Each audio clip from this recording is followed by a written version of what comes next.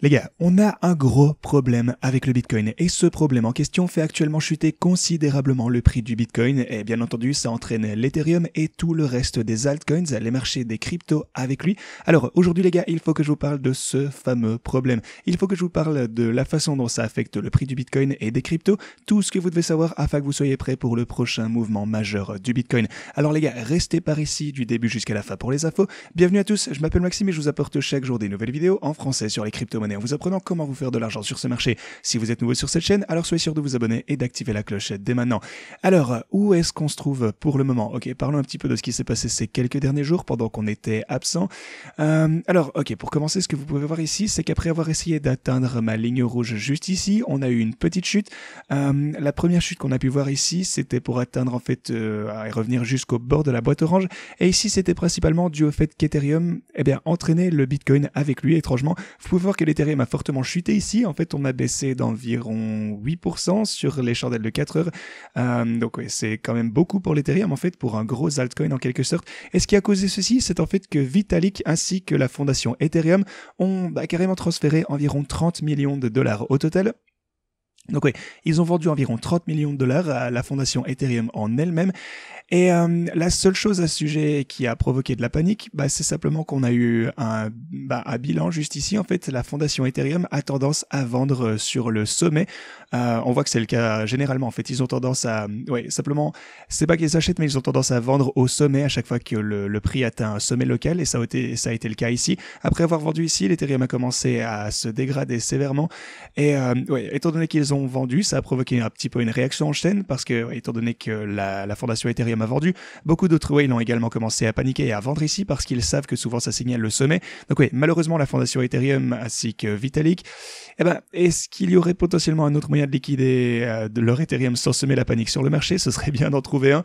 Et voilà, quoi qu'il en soit, c'est ça qui a causé la chute initiale de l'Ethereum, ce qui a également fait chuter le Bitcoin. Donc voilà, c'est donc pour ça que les deux cryptos ont chuté ensemble. Et quand on est descendu ici, donc ouais, juste une toute petite mise à jour sur mes stratégies de trading en fait, tous mes bots, enfin la plupart de mes bots ont rempli leurs ordres de sécurité, genre 5-6 ordres de sécurité. Donc ce que j'ai fait, c'est que j'ai un petit peu ajusté les prix de prise de profit. Comme vous le savez, on peut ajuster les prix des prises de profit lorsqu'on voit genre 5 ou 6 ordres de sécurité qui sont exécutés. Ici, je passe tout à droite. On a la petite option qui a été ajoutée récemment. J'ajoute donc un prix inférieur pour prendre mon profit.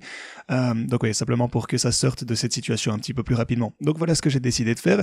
Et puis les bots, en fait, sur ce rebond ici, ont commencé forcément à atteindre leur prise de profit sur la plupart de ces positions.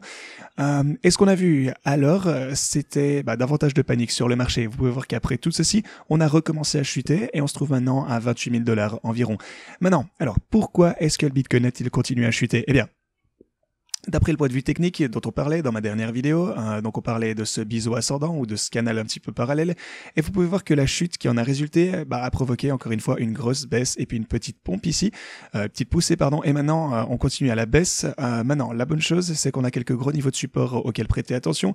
En premier lieu c'est sur l'intervalle hebdomadaire, vous avez cette moyenne mobile juste ici, vous pouvez voir qu'on est en train d'en approcher, c'est actuellement environ 28 000 $, donc encore une fois c'est un niveau de support important à surveiller, mais si ça venait à ne pas tenir le coup, alors j'envisage plutôt quelque chose comme les 27 200 $ pour le prochain niveau. C'est certainement un autre support auquel on pourrait redescendre et c'est quelque chose auquel je suis préparé et je laisse simplement faire les bots comme d'habitude, faire leur truc ici, trader par eux-mêmes, je laisse le truc automatisé et on verra bien s'ils vont continuer à fonctionner. Je connais déjà ma stratégie, j'arrête d'interférer, vous le savez, je vous l'avais dit récemment. Si les bots continuent d'accumuler des ordres de sécurité ici et que pour une raison quelconque ils se retrouvent bloqués parce qu'ils ont rempli la plupart des ordres de sécurité ou même tous les ordres en fait, je fermerai ces positions et j'ajouterai une position en levier en spot de la même taille. Donc essentiellement les convertir en une position en levier pour reprofiter de la hausse. Donc voilà. Et après ça, je recommencerai les bots. Pour le moment, ils sont toujours en profit, donc pas de souci. Évidemment, on garde un œil attentif là-dessus et je vous communiquerai les informations prochainement. L'une des raisons fondamentales pour lesquelles on chute maintenant pour le Bitcoin, c'est qu'il y a des sérieuses spéculations sur la viabilité du réseau Bitcoin. Maintenant, juste pour quelques petites news avant qu'on aborde tout ceci. En fait, il y a quelques jours, lorsque le ministère américain de la Justice a commencé à enquêter sur Binance, donc ouais, pour les sanctions liées à la Russie, etc. Donc ouais, déjà ça n'a pas aidé les marchés. Mais bien sûr, la chose principale, à part les trucs d'Ethereum que je vous ai montré un petit peu avant, c'est ceci. Vous pouvez voir ici qu'il s'agit des transactions de Bitcoin et les frais payés pour que ces transactions soient effectivement traitées.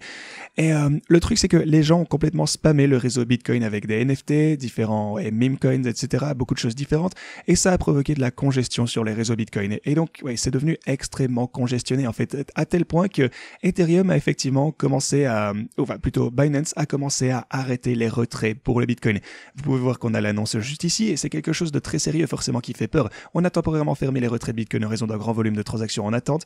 Donc, oui, beaucoup de transactions sont encore en attente au jour d'aujourd'hui, en fait. Et ouais, ce qu'on a pu voir, c'est que on a eu certains des plus gros retraits de l'histoire de Binance en eux-mêmes. Maintenant, Binance, depuis, est venu nous donner un statement, en gros, déclarer que les grosses transactions que vous avez pu voir à partir de Binance, c'était en fait, de la plateforme eux-mêmes qui essayaient un petit peu de mélanger leur cold wallet, mais ça a causé forcément davantage de panique avant que ce soit clarifié, c'est pour ça qu'on a encore davantage chuté. Aussi, bien entendu, ça pose la question, est-ce que les réseaux Bitcoin, simplement, comment peut-on sortir de cette situation? Parce que vous pouvez voir ici qu'on est en rouge, les gens payent un montant exubérant simplement pour que leurs transactions soient traitées, alors que le but, c'est que ce soit rapide et pas trop cher. Maintenant, le réseau Bitcoin est beau dans la façon dont il s'ajuste au fil du temps. Donc lorsque la difficulté est trop élevée, eh bien vous savez que ça incite les gens simplement à démarrer des nouveaux rigs de minage, commencer à miner davantage simplement. Donc ça ajoute du taux de hachage, ce qui ajoute de la sécurité, ce qui ajoute simplement la capacité de traiter les transactions plus rapidement et moins cher. Mais ouais, ici, sur un court laps de temps, en fait, ces derniers jours, on a eu énormément de transactions Bitcoin qui ont simplement afflué sur le réseau, qui ont créé beaucoup de congestion. Si on regarde à travers l'histoire d'ailleurs, vous pouvez voir qu'on a eu des montants similaires auparavant. Vous voyez juste ici, vous pouvez voir ici à droite, en fait, en 2000... Attendez, c'est quoi ça? 2018. On a eu un gros groupe ici pareil, en 2020, on a eu quelque chose d'assez similaire. On a eu un gros cluster, qu'on appelle ça. Et donc, on a eu aussi ceci le 25 mars, beaucoup de transactions Bitcoin une fois encore. Mais le truc principal en ce moment, c'est que non seulement on a beaucoup de transactions, mais le truc, c'est que pour traiter votre transaction, ça prend énormément d'argent. C'est super coûteux de faire traiter votre transaction parce que ici, ok, donc c'est sûr, on a des transactions dans le pool ici en attente de confirmation. Cependant, eh bien, on n'a pas atteint le vert ici, ce qui est encore à un prix extrêmement bas. Mais ouais, là, on est vraiment profondément dans le rouge ici, dans les niveaux en rouge, qui signifie que beaucoup de personnes doivent payer énormément d'argent pour traiter leurs transactions. Et si vous voulez vraiment que votre transaction soit traitée, vous devez payer énormément d'argent. Donc, ça a causé, simplement, comment est-ce qu'on peut résoudre tout ceci? Est-ce qu'on doit faire une fork du Bitcoin? Est-ce qu'on doit faire quelque chose d'autre? Ça cause également d'autres problèmes avec certaines divisions sur la chaîne, sur les chaînes secondaires. En fait, comme vous le savez, parfois, il y a la congestion sur le réseau Bitcoin. Ça peut entraîner une scission du réseau Bitcoin simplement pendant un petit moment avec les mineurs. Donc, simplement qui attribue à tort la bonne chaîne au mauvais bloc ou quelque chose comme tout ceci. Donc, ouais, essentiellement, vous obtenez des problèmes de double dépense et des choses comme ça. Maintenant, ça n'a pas été extrêmement problématique jusqu'à présent, mais c'est quelque chose qui existe. Et le plus ça dure, plus des problèmes comme ceci vont continuer à se produire. Donc, pour être honnête, c'est vraiment un gros problème. Cependant, le Bitcoin a été conçu pour s'ajuster, en fonction du mempool et en fonction des blocs en cours de traitement qui sont extrêmement lents. Donc, ça va finir par se résoudre tout seul, quoi qu'il arrive. Donc voilà, c'est vraiment une mine d'or pour les mineurs. Donc, si on veut voir un hard fork, si on peut pas avoir de solution comme ça, les mineurs doivent tous accepter ceci, ou la plupart doivent le refuser, en fait, quoi qu'il se passe. Mais c'est simplement pourquoi accepterait-il quelque chose comme ça alors qu'il gagne des sommes folles avec les gens qui simplement ajoutent leurs transactions avec d'énormes frais pour les faire traiter. Pour le coup, c'est le paradis pour les mineurs ici, donc il n'y a pas vraiment d'incitation en fait pour que les mineurs veuillent changer tout ceci. Donc on verra bien ce qui va en ressortir, évidemment, mais pour le coup, juste en tant que référence, le 7 mai, les revenus de mineurs de Bitcoin étaient de 945 Bitcoin et le revenu des frais était de 208, ce qui représente donc 22%. Pour le coup, il y a 2 mois, les frais moyens des mineurs de Bitcoin par bloc n'étaient que de 0,19 Bitcoin, ce qui est en fait grappé en flèche avec ce montant exubérant de frais qui a grimpé à 4,5 et même 6,5 en frais de Bitcoin ici. Donc, et pour le coup, si vous faites un calcul rapide ici, ça nous donne quelque chose comme 20 fois le montant des frais que les mineurs génèrent. Donc c'est vraiment impressionnant. Les mineurs ne sont donc pas du tout incités à vouloir changer tout ceci, c'est bien pour eux. Cependant, on doit avoir bien entendu un réseau extrêmement stable pour que le prix du Bitcoin, ou plutôt simplement pour que le réseau Bitcoin fonctionne correctement et que le prix puisse continuer à la hausse. Donc voilà, on va voir ce qui va ressortir de tout ceci. On va voir si Binance va pouvoir recommencer à traiter les retraits. Cependant, ils vont probablement, ça risque tout de même d'être extrêmement cher à cause de ce problème qui n'est pas encore résolu. Mais voilà, on doit absolument trouver une solution prochainement. De plus, on a des rumeurs actuellement qui circulent selon lesquelles le Digital Currency Group est en fait en train de shorter le Bitcoin et qu'ils ont un prêt important qui va expirer en mai. Ils ont une position short, ce qui signifie qu'ils doivent également payer beaucoup de ces profits et pertes non réalisés, ou plutôt bénéfices réalisés ou des pertes, enfin bref, vous voyez. Mais voilà, encore une fois, ce ne sont que des rumeurs, on veut pas répondre du fun, on verra si c'est vrai ou pas. On n'a toujours pas eu de confirmation non plus de Barry Silbert, du Digital Currency Group en lui-même, donc on va attendre. Mais ok, parlons maintenant des bots. Pour le coup, nos stratégies de trading sont toujours rentables. Le des bots est devenu par contre non rentable ici pour l'Ethereum qu'on a juste là, à part ça encore 16%, 20%. Rappelez-vous encore une fois les gars, ceux-ci ont été ajoutés à une époque où le Bitcoin était quelque part, peut-être ici dans les alentours des 29 000 $ ou même 30 000 $, quelque chose comme ça. Donc oui, le Bitcoin a vraiment rechuté sévèrement. Ethereum a effectivement chuté également et pourtant la plupart sont toujours rentables. Mais ouais, pour le coup les bots n'ont pas arrêté de faire des profits. Alors voilà un peu où on en est. Si pour une raison quelconque on venait à rechuter, qu'on remplissait tous ces ordres de sécurité, qu'on rechute et qu'on n'est pas en mesure de sortir de cette position, eh bien vous savez comment ça marche, je fermerai ceci, j'ajouterai une position à effet de levier de la même taille. De toute façon je vous montrerai comment le faire si je venais à faire ceci. Mais jusqu'à ce que cela se produise, je vais toujours garder ces positions ouvertes.